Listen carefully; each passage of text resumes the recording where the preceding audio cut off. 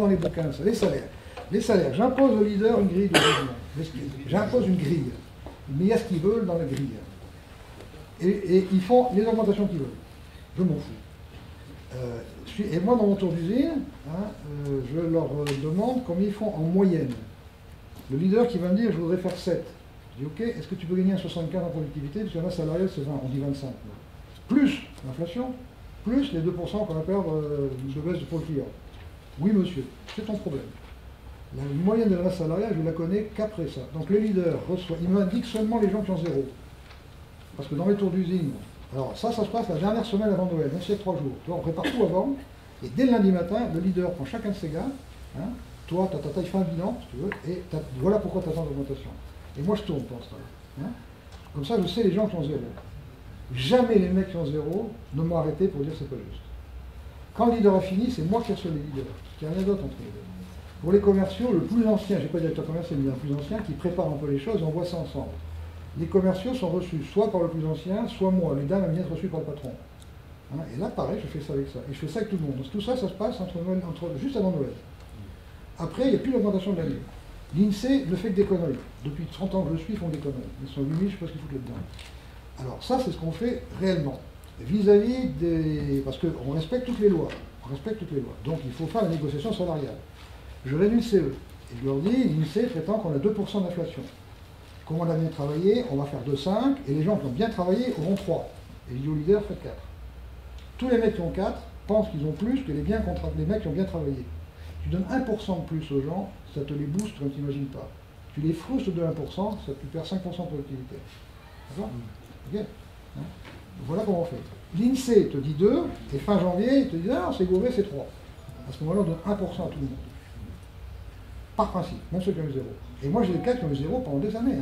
Chaque année, je vais voir le cadre, notamment le comptable, où tu changes de classe. Au bout de 4 ans, il va changer. Donc voilà pour les... Alors effectivement, je n'ai pas un patron qui me dit, tu vas faire ton augmentation, ils s'en foutent. Le cash flow. 20% de la masse salariale. La masse salariale, c'est 20%. Tu as 80% de choses à faire dans les boîtes. Alors Peugeot devient intelligent. Il n'y a pas eu de... Avec le leader est coopté, il n'y a pas eu de clash entre le leader qui est aussi et ses collègues. Il n'y a pas de... Non, il faut pas, j'ai mes connaissances. Deuxième question, les RH, les ressources humaines en termes d'embauche et de... Alors là, il y a un cursus, travail.com, tu regardes, il y a une procédure. Les intérimaires, enfin quand on embauchait, parce que malheureusement, je vous ai expliqué, bien que ce développement, les intérimaires, on a une société intérimaire toujours la même, toujours qu'un seul partenaire. On a la confiance, d'accord? La société intérimaire, c'est comment on travaille, c'est le leader qui fait le cahier des charges. La société intérimaire sélectionne quelqu'un et l'ANPE a défini, que c'est un intérim, des tests manuels, enfin pour les ouvriers j'entends, spécifiques à certains postes de travail. Donc les gens passent par l'ANPE qui sélectionne les gens. Donc ils viennent à l'entreprise. La veille, on leur met le blason. On leur met le blason, le leader passe 1 heure sur le blason. Il dit, tu vois, chez nous, c'est pas avec le client, et toi, ton client, ça va être monsieur Strauss. C'est-à-dire qu'on lui donne directement, on l'affecte à un client. Mais le blason, il existe. C'est un objet physique, c'est pour lui. Je peux le retrouver quelque part. Il existe, le blason. Non, c'est pas là.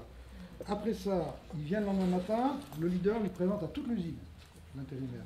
Pourquoi? Parce qu'il a que ses mains à vendre, ce pauvre mec. Donc il faut, tout de suite, on s'adresse à son cœur et à son cerveau. Après ça, tu as un gars qui vient de l'extérieur, je vous l'ai dit, qui fait 5 jours de formation. Un jour sur les valeurs, un jour sur la qualité de la blason. Le blason, c'est toujours le concret, le pratique. L'intérimaire, il rentre chez lui avec son blason. Il peut le montrer à sa femme. Tu as la louche du fondeur, là c'est vert, parce que quand tu es la première entreprise 14 000, en 94, tu as le cul de la qualité, et derrière, tu as nos valeurs de base. Bonne foi vis-à-vis du client. Si tu as un dos sur une pièce, tu vas voir le client. Bonne volonté vis-à-vis du client. Pas question de dire, il est 6 heures, j'arrête, non, charge le camion. Je récupérerai après. Bon sens. Parce que le bon sens, ça arrête la guerre. La logique font la guerre. Et bonne humeur, j'avais fait ça pour certains cadres qui régnaient parce qu'ils faisaient la gueule. Un matin, chef de tous les outillages, ils faisaient la gueule tous les jours. Alors chaque jour, j'allais le voir en disant, t'es cocu, ils vont les ouvrir, non? T'as pas d'enfant malade? Non, alors où tu rentres chez toi, tu de faire la gueule. Au bout d'une semaine, il a arrêté de faire la gueule. D'accord? Bon. Donc ça, c'est nos valeurs de base. Puis après, tu as les points de passage obligés. Alors, tu as un point de passage obligé où je réunis toute une promotion, et puis je leur dis pourquoi on vit. Pourquoi on vit. Alors, je ne vais pas vous le faire, c'est trop long. Donc je vis, gna gna gna gna gna, ça permet aux gens de se connaître. Et au bout de 2 heures, je les amène sur le fait qu'on vit pour durer. Et puis je leur dis, bon ben, Favi aussi vit pour durer. Pour durer, on faisait des siphons de labo, gna gna gna gna, d'accord? Qu'est-ce qu'on pourrait prendre comme symbole de la durée? Toujours ce principe concret, symbole de la durée. Qu'est-ce qui est vivant, qui sert qu'à durer? Je vous la fais court, l'arbre. Donc, quand on sort du parking, on tombe sur un arbre. À l'entrée du personne, il y a un grand arbre, hein, le symbole de l'arbre. Après, je leur dis, arrêtez de respirer pendant 1 minute. Je ne vais pas vous le faire, mais on pourrait. Et au bout d'1 minute, je leur dis, vous avez vu, on a parlé pendant 2 heures sur pourquoi on vivait, personne n'a dit je vis pour respirer. Alors là, on vient de voir que si on arrête de respirer, ça se termine assez vite. Quelle est la respiration d'entreprise? Tais-toi, toi. Quelle est la respiration d'entreprise? Qui n'est pas le but, parce que le but c'est la durée, on est d'accord. Hein. L'entreprise change de métier pour durer. Il y a le monsieur qui est parti, là. Il n'arrête pas de faire des sociétés qui disparaissent, qui revendent, qui recréent. C'est un entrepreneur né, ce gars-là. Hein. Voilà. Lui, il est en la durée, il change pour durer. Quelle est la respiration d'entreprise? Eh les mecs, oh, l'argent, le fric. Hein, le fric. Alors ça c'est important, parce que le judo-chrétien a des scrupules vis-à-vis de l'argent. Gagner de l'argent, c'est vendre plus cher qu'on a acheté, c'est pas bien. Un judo-chrétien, dont je suis, alors, on a appris la gentillesse. Tu manges pas, tu triches pas, tu ne touches pas à ton zizine, à celui du voisin, tu ne rien. Quand tu as été gentil, tu vas au paradis. Et là, tu as les petites ailes. Et c'est pas niaou, hein, faut pas avoir ton poids, quoi. Hein. Quand tu dis à ce gars-là, il faut gagner de l'argent, je fais ce que je peux. Bon. Par opposition, tu as l'anglo-saxon, qui vient du nord de l'Europe. Le nord de l'Europe, les dieux s'appelaient Thor, Odin. On ne peut pas dire un bon Odin, ça va bien. Nous, c'est le petit Jésus, et le bon Dieu. Hein. Pour aller au paradis de Thor et de Odin, il faut être mort au combat. Et tu as les Valhalla qui viennent te prendre, pas par les cheveux, parce que c'est les musulmans, on peut fantasmer, demander à Strauss-Kahn. Et là, tu arrives au paradis, les Valhalla. Et là, tu bois un coup, tu tires un coup, tu te fous sur la gueule pour l'éternité. Struggle for life. Voilà. Eux, ils ont le culte de l'argent. Donc nous, il faut qu'on rétablisse ce culte en disant aux gens, mais ne parlez pas d'argent, c'est la respiration. Ce qu'on fait du résultat de l'argent, c'est autre chose. Bon, les ouvriers gagnent que 18 mois de salaire, ça fait 19 mois qu'il y a plus de Sarkozy. C'est autre chose. Mais on ne philosophe pas avec l'argent. L'argent, c'est comme la respiration. Plus on en gagne, plus on fera crever le concurrent qui, eux, respire mal. D'accord? Comment on fait de l'argent? En étant simple, hein, s'il vous plaît. Ne faites pas des théories économiques. Comment on fait de l'argent? Tiens, toi qui m'a charré. Voilà, j'ai changé de balle. Il ne faut pas faire de l'argent, c'est efficace. Comment on fait de l'argent? Comment on fait de l'argent? En vendant? Ah, si tu vends en paire, si tu vends de la mauvaise qualité. Mais c'est compliqué, c'est abstrait. Comment... Non, comment on fait de l'argent? Par de l'amour. Si le client même, il m'achète mes bagnoles. Hein, et l'amour de Volkswagen, c'est pas l'amour de Fiat. Fiat, il faut être hyper réactif. Fiat, c'est le bordel. C'est entre 1000 et 2000 par jour. Donc, il faut être capable de faire 1000 ou 2000 dans la même journée. Par contre, la précision, ils ne savent pas ce que c'est. Donc, ça se monte pas, un coup de marteau, ça passe, roule ma poule. D'accord? Volkswagen, ils veulent le centième. Par contre, c'est entre 1880 et 1890, pas de réactivité. Donc, tu as des gens qui sont le commercial, tous les mecs, les ouvriers sont programmés, précis, pas réactifs, côté Volkswagen. Les autres sont. Comment un même commercial, ça c'est un truc que je n'avais pas à comprendre, un même commercial peut rentrer dans la peau de Fiat et la peau de Volkswagen ou d'Audi? C'est pas possible! C'est pas possible! Imagine que tu es 3 femmes comme les musulmans. Comment être aimé de chaque femme? Je sais bon, ils font les musulmans. Putain, déjà avec une, c'est dur. Comment se mettre dans les critères de chaque femme? Je sais bon, ils font les mecs. C'est ce qu'essaient de faire nos commerciaux quand ils ont affaire à des gens aussi différents qu'Audi et puis Fiat. C'est le grand écart, ça. Voilà la base du système familial. Alors ça, c'est ce que je faisais. Je passe une matinée là-dessus. Après, tout ça pour répondre à ta question. Après, le plus ancien de la société, qui est rentré à 14 ans, il vient raconter l'histoire de la société. Une journée complète. Il bouffe avec les gars et il leur offre un petit bouquin, quelques pages d'une vie de famille. Donc, 2 fois 3 mois d'intérim. Si ça passe le cap, 1 an. Schtroumpf, hein, insertion, truc, machin, etc. 2 mois avant la fin du contrat d'1 an, pour ceux qui ont passé tous ces caps. Je fais le tour des gens qui travaillent avec ce gars-là, ou la dame, et je leur demande si on garde ou si on ne garde pas. S'ils me disent on la garde, on dit à la personne, on va vous garder, faites-moi une lettre, m'expliquer pourquoi vous voulez rentrer à famille et ce que vous allez apporter. Si on ne la garde pas, on lui dit on ne va pas vous garder, parce que, mais on va vous aider à vous recaser. Alors c'est viril, hein, je l'ai raconté hier soir. Favi.com, histoire Christine, l'histoire de Christine. Christine, bac plus 3, qui fait ses 18 mois de période d'essai, sans problème. Je fais le tour de tous les commerciaux. Ouais, Christine, bien, ouais, mais... Quoi? Non, mais...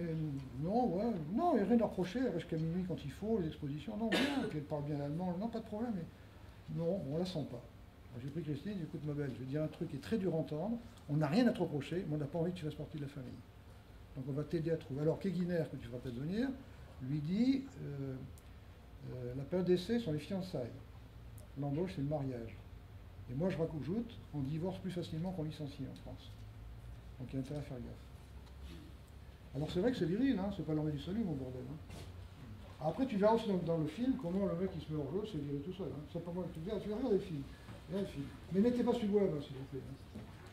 Les cadres. Mais ça fait combien de questions, toi? Les bureaux d'études et l'embauche des bureaux d'études, etc. Parce que si. J'ai l'embauche en bureau d'études.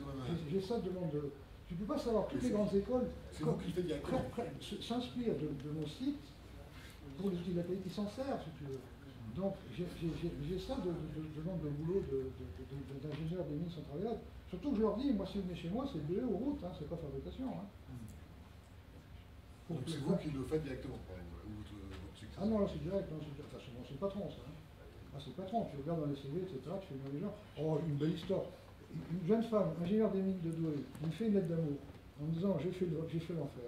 J'ai fait Carbone-Lorraine, j'ai fait Valeo, j'ai fait je sais pas, etc. Je suis tombé sur votre site, j'ai envie de travailler avec vous. Je l'ai fait venir, j'ai dit, Nathalie, il faut faire 2 fois 3 mois. Je l'appelais pas Nathalie, 2 fois 3 mois, 1 an. Je suis partant. Il me dit, qu'est-ce que je pourrais faire? Je dis, je sais pas quoi faire. Bah, déjà, on va commencer à faire 3 mois. Faites baisser les coûts de 5% sans le dire. Et Nathalie est restée 4 ans chez nous, et au bout de 4 ans, elle m'a dit, monsieur Zola, c'était mon ingénieur freelance, je t'ai raconté, sur celle que j'ai utilisée pour les élèves qui étaient lecteurs. Après, je l'ai enseigné en freelance comme ça. Et au bout de 4 ans, elle est venue me voir, on est obligé, monsieur Zola, je crois que j'apporte plus rien à faire. Est-ce que vous m'autorisez à partir? J'étais en avant, non seulement je t'autorise, mais il ne faut pas t'en empêcher. Non, mais je voudrais être formateur de formateur, je voudrais suivre une formation, parce que j'ai dit, bien sûr, pas de problème, tu vois. Quand il y a un effet miroir, quand tu es honnête avec les gens sont honnêtes. En toute honnêteté, elle considérait qu'elle n'apportait plus rien au système. En disant, je crois qu'il faut que, dans la toujours de mon rapport, une petite fille qui a vu sa fille, etc. Est-ce qu'il y a d'autres questions? Monsieur, vous avez une question, je le repérais, parce qu'on a pas pris l'image tous les deux, j'étais fier de vous poser une question. C'est pour moi là? Oui. Oui, je veux dire,